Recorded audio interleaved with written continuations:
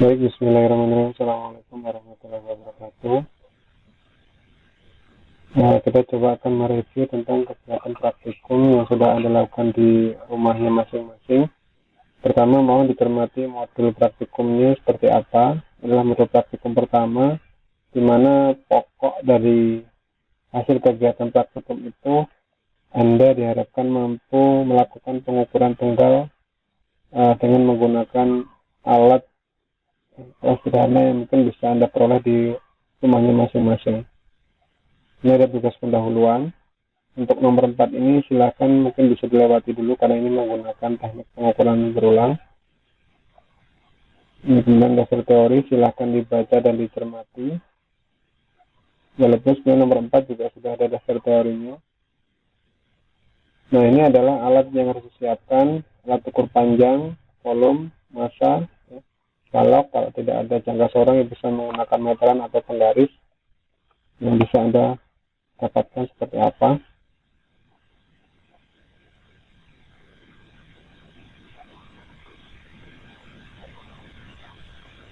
Oke, di sini pada pengukuran tunggal ini ya, Anda diminta untuk melakukan sebuah pengukuran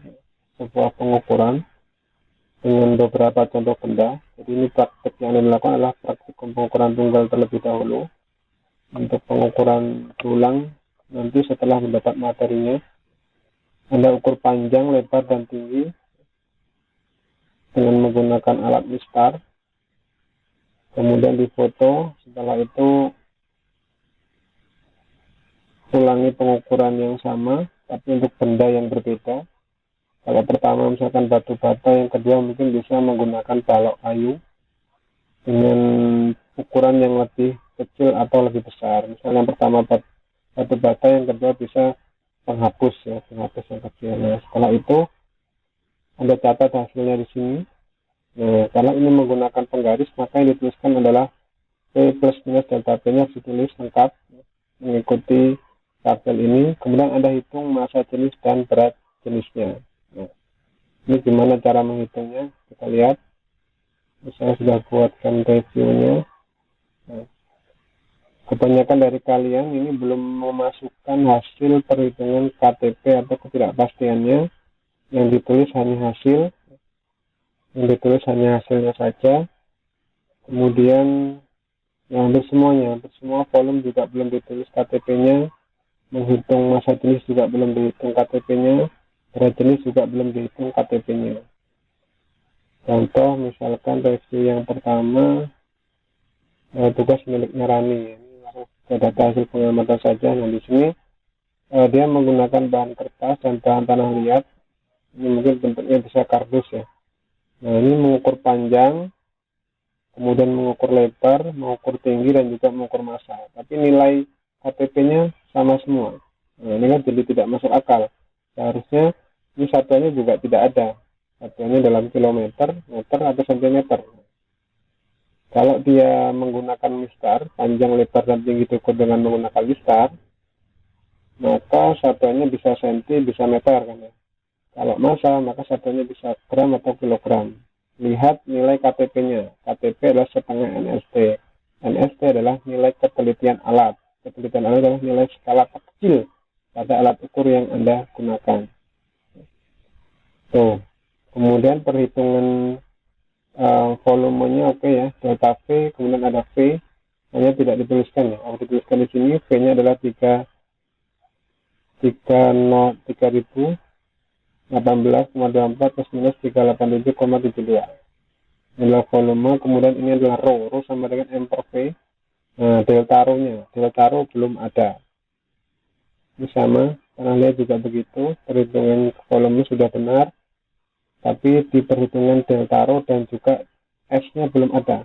Berat jenis belum ada, delta rho belum dituliskan. Kemudian hasil review berikutnya, ini punya Firly Anasari ini. Hampir semuanya belum ada. Ingat, ini tuliskan delta P, delta L ini sesuai dengan nilai NST, nilai skala terkecil pada alat ukur, di mana KTP-nya adalah KTP sama dengan setengah dari NST, sehingga nanti akan didapat nilai KTP-nya di sini, KTP setengah NST, KTP setengah NST. Berikut juga dengan ini adalah neracanya dilihat berapa nilai skala terkecilnya, kemudian dikalikan setengah. Ini volume sudah dapat, hanya saja tiba-tiba muncul 0,05. 0,5 tidak diperoleh dengan mengambil dari alat ukur, tapi delta V-nya diperoleh dengan menggunakan perhitungan. Perhitungan dari mana? Dari prinsip diferensial. Di sana juga masih salah. Perhitungannya menggunakan prinsip diferensial, tidak langsung diambil dari salah satu alat ukur. Massa jenisnya juga belum dihitung berapa nilai rho-nya. Nilai delta rho-nya belum tampak. Massa jenisnya sudah dihitung, tapi delta rho-nya juga belum tampak. Kemudian berat jenis juga belum dihitung. Berat jenis belum dihitung. Lihat, cermati panduannya. Bagian panduan itu ditanyakan nilai dari berat jenis. Selanjutnya, tugas selanjutnya, tugasnya Trilostari ya. Trilostari ini, nah, dia belum menuliskan sama sekali KTP-nya dari setiap hasil pengukuran. Panjang belum ditulis, lebar juga belum ditulis nilai KTP-nya, tinggi juga belum ditulis KTP-nya berapa, massa juga belum ditulis berapa nilai KTP-nya. Bila perlu, Anda tuliskan juga, misalkan alat ya. Alat ukurnya meteran. Kalau dia meteran, berarti nilai NST-nya berapa? NST sama dengan 1 cm misalkan. Maka KTP-nya seharusnya setengah dikali 1 cm hingga menjadi 0,5 cm. Kalau seperti ini, maka ini yang ada tulisan di sini 40 cm 40 cm plus minus 0,5 cm. Ini yang tepat. Yang tepat seperti ini harusnya. Begitu semua seterusnya, termasuk juga untuk massa. Massa ini Anda mengukurnya menggunakan apa? Alat ukur massanya menggunakan alat ukur massa, menggunakan apa? Menggunakan timbangan duduk misalnya. Kalau neraca dihalangi. Nah, nilai energinya berapa kilogram, ya kan? Jadi kilogram atau gram, harus dikalikan di sini dari gramnya tadi, sehingga diperoleh nilai KTP-nya berapa gram, atau deltanya berapa gram. Nah, setelah dapat itu, baru kemudian Anda menghitung nilai volumenya, volume panjang ke lebar. Nah, ini deltanya mana? Delta V-nya belum dihitung. Harusnya setiap perhitungan P harus dibarengi dengan nilai delta V. Delta V-nya belum ada. Delta V belum ada. Ini juga sama ya, delta V-nya juga belum ada di sini.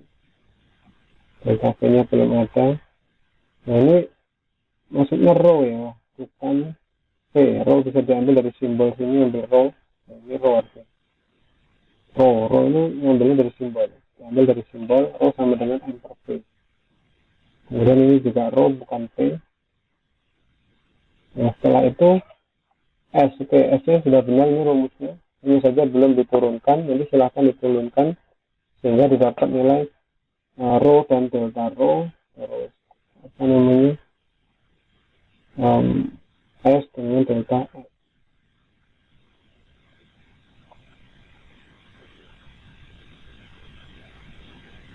Kemudian delta-nya, delta rho-nya juga belum ada. Terus S ya, S di sini. Ya, berarti deltanya belum ada, delta F. Gitu ya, semuanya begitu, yang lain silakan dibenerin. Terus ini sima kelihatannya kasusnya juga sama.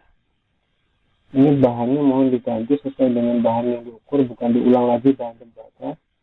Kalau tidak dipakai dihapus saja, cukup 2 saja, 1 besar, 1 keming kecil ya. Bahan 1, satunya dari balok. Ini juga sama, belum dituliskan nilai ketidakpastiannya atau deltanya. Hasil pengukuran belum dituliskan nilai ketidakpastian dari alat ukur yang digunakan.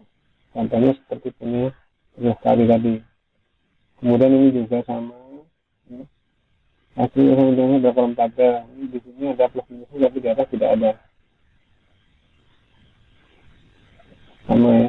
Ini juga nilainya belum ada. Mohon diikuti panduannya. Nilainya tidak ada di sini. Nilai dari row dan berat jenis. Yang pokok dari kegiatan praktik umumnya adalah menentukan massa jenis dan juga berat jenisnya.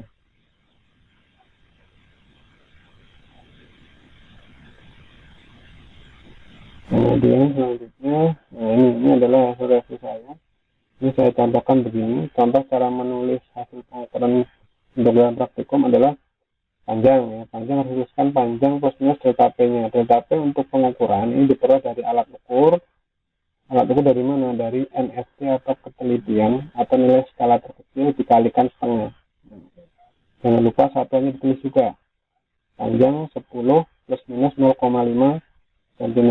Kemudian ini lebar. Ini contoh saja ya. Ini contohnya saja. Nanti ini harus disesuaikan dengan hasil pengukuran kalian. 12 plus minus 0,5 cm, 11 plus minus 0,5 cm. Kemudian ini masanya saya sebut dalam 8 kg. Ini hanya contoh saja, bisa dirubah juga dalam gram. Ini hasil pengukurannya adalah 1 plus minus 0,1 gram. Ini diperoleh dari hasil pengukuran. Nah, lalu bagaimana ketika kita menghitung volume? Ya, kalau ini dari pengukuran, maka sudah ada langsung nilai KTP-nya langsung ada. Nah, kalau dia perhitungan, maka deltanya atau ketidakpastiannya harus dihitung menggunakan diferensial. Nah, ini contohnya V sama dengan panjang kali lebar kali tinggi. Jadi Anda menghitung volume itu dari panjang kali lebar kali tinggi. Anda dapat kan? Ini rumusnya. Nah, terus menghitung delta P-nya bukan mengambil salah satu dari hasil pengukuran, tapi dihitung. Delta P itu dihitung dengan cara penurunan seperti ini. Do V per do P dikali delta P. Nah, terus selanjutnya sampai delta P baru dimasukkan nilainya. Anda masukkan nilai lebar dikali tinggi kali delta P. Delta P di mana? Delta P berarti 0,5 kan ya. Plus ini terus semuanya dimasukkan ke perhitungan delta P, sehingga nanti Anda dapat nilai P adalah P kali L kali T. Delta P adalah mengikuti rumus ini, maka Anda dapat perhitungannya V plus minus delta P. Kemudian untuk perhitungan massa jenis juga sama. Massa jenis kan rho sama dengan M per V. Rho sama dengan M per V. Untuk menghitung massa jenis. Masanya dari mana? Masanya dari timbangan itu tadi. Dari hasil praktikum menimbang.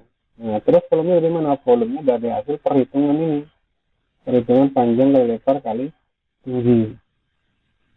Terus delta rho-nya dari mana? Delta rho-nya diturunkan.